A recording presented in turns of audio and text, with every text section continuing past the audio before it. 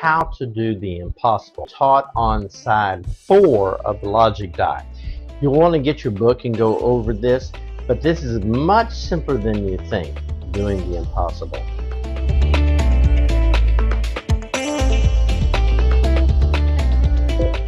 We are going to be working on developing our critical thinking skills, and we're going to use this new tool, the logic die, to help us to do it. This logic die is a mnemonic device. The word mnemonic just means something that triggers your brain and causes you to remember something. These two pillars actually represents what we want to accomplish in our life. We want to do our best. When we do our best, we're going to stand pillars up in our lives. But how do we do our best? By focusing on one thing at a time. Every time we've ever done our best in our whole life is because we've been focused. Any one thing we focus on, we know there's two sides. There's what we know and what we don't know about that one thing that we want to do our best on. And so we can't have a closed mind. We have to have an open mind. That's right. Side 3, you will find yourself right here in the middle. You see this has a little gold on it? That's going to be you. All right. And you're going to talk to this person, get some outside advice, and then that person's going to be gone. You're going to talk to this person, get some outside advice, and that's the person going to be gone. But now you know what this person knew about that one thing you wanted to do your best on, and you know what this person knew about that one thing you want to do your best on. All education, all learning is going to be simple as focus on one thing at a time. Look at both sides of the story, sort of break that down, try to get a good understanding. Talk to some people, get some outside advice, okay, and then focus on it again. So it's going to be simple as focus, look at both sides of the story, talk to people and get some outside advice, and focus again.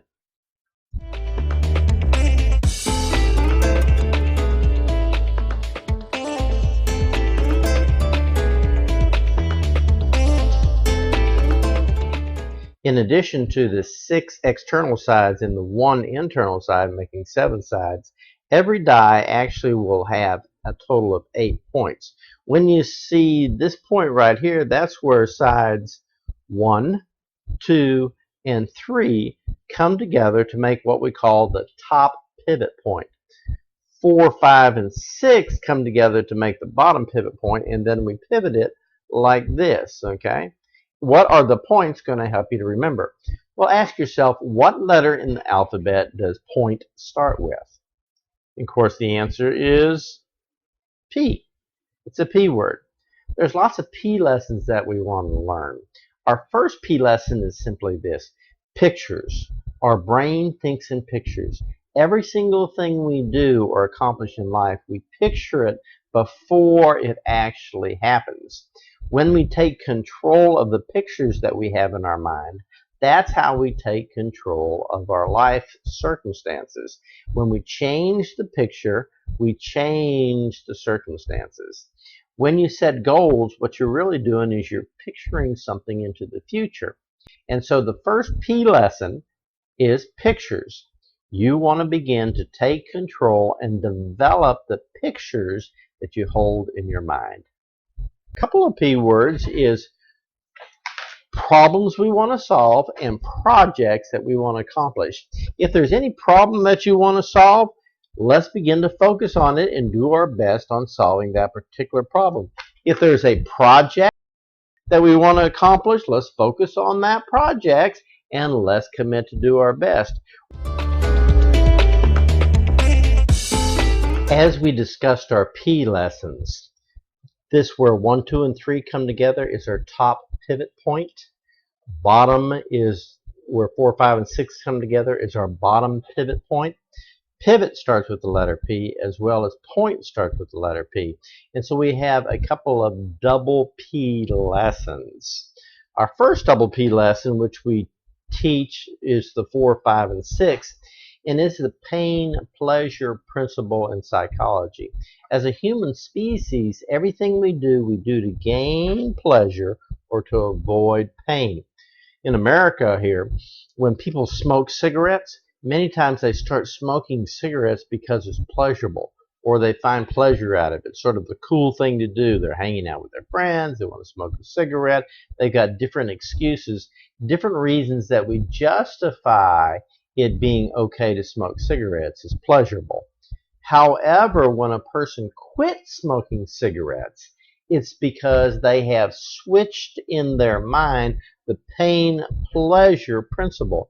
Now they see smoking cigarettes as being more painful, costs too much money, creates health problems. It's sort of a social embarrassment. In other words, people don't like the way you smell when you smoke cigarettes and don't like to be around you.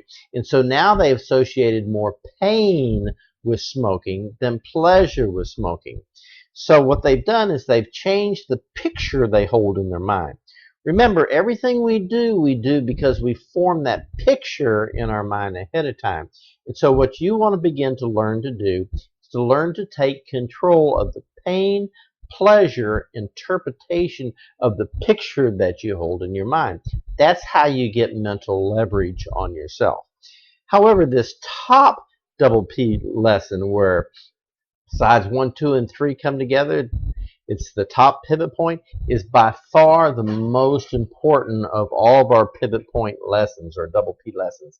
And it's simple as this. The 2 P words it stands for is paper and pencil. Paper and pencil. It's the moment that you take a sheet of paper and a pencil and you begin to write down what it is that you're thinking about. You literally give birth to organized thought. That's the moment in time when what's on the inside of your head that's been running around comes onto the outside so people can begin to see it. And of course, what do you want to write about? You want to write about the problems that you're going to solve and the projects that you're going to accomplish. So you just simply take a sheet of paper and begin to write out your thoughts and ideas about that problem or about that project so you can begin to organize those ideas as you go along.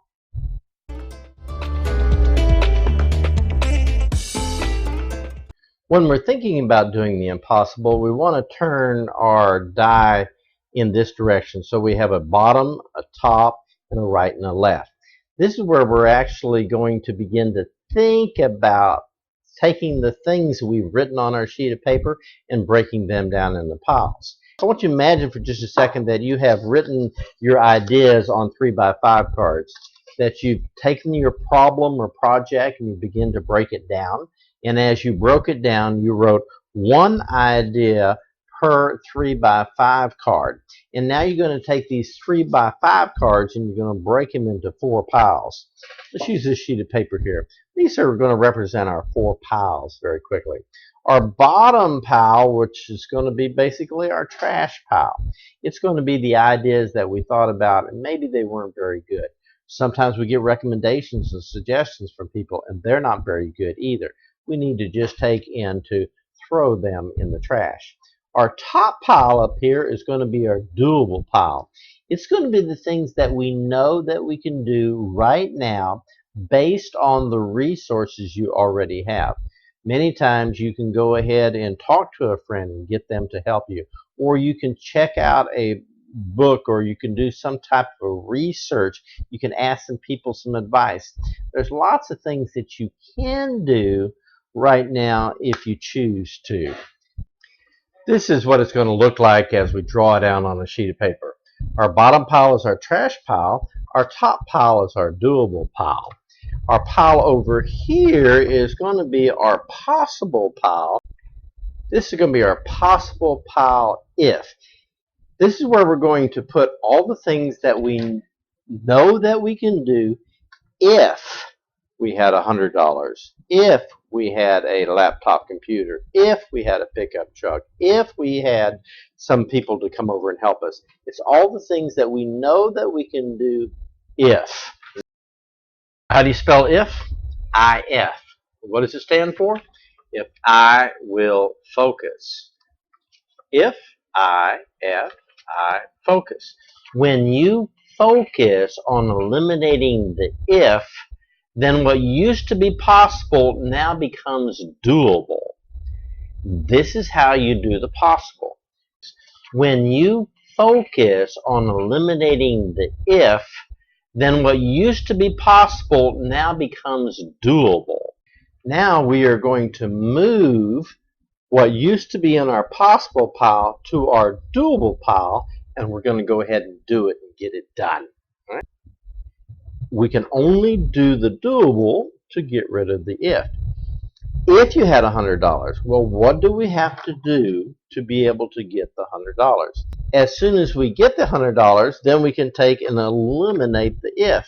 If we had a couple of people to help us, well, what are we going to do to get a couple people to help us? When we get a couple of people to help us, we can eliminate the if. Then what used to be possible will now become doable. Does that make sense? Then this other pile over here is very exciting. It is the impossible pile. Really nothing is impossible. It just has a whole lot of ifs.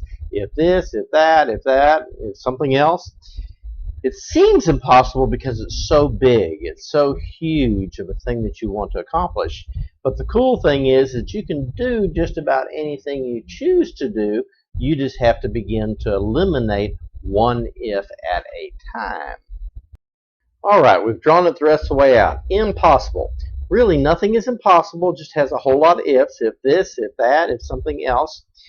When you're using your dream, and it's sort of, you want to dream the impossible dream, you don't have to figure out how to solve all your ifs at the same time. Allow yourself to dream, but begin to write down when you can, if my dream were to come true, I would have to do this, and this, and this, and this. You begin to identify all of the ifs. If this, if this, if this, if this, if this. At the point that you can decide what all of the ifs are, then you can move from the impossible, you can move what it is you want to your possible pile, and you can begin to do the doable to get rid of one if at a time. As you eliminate all those ifs, what used to seem to be impossible now becomes possible. Each side of the die will teach you a lesson.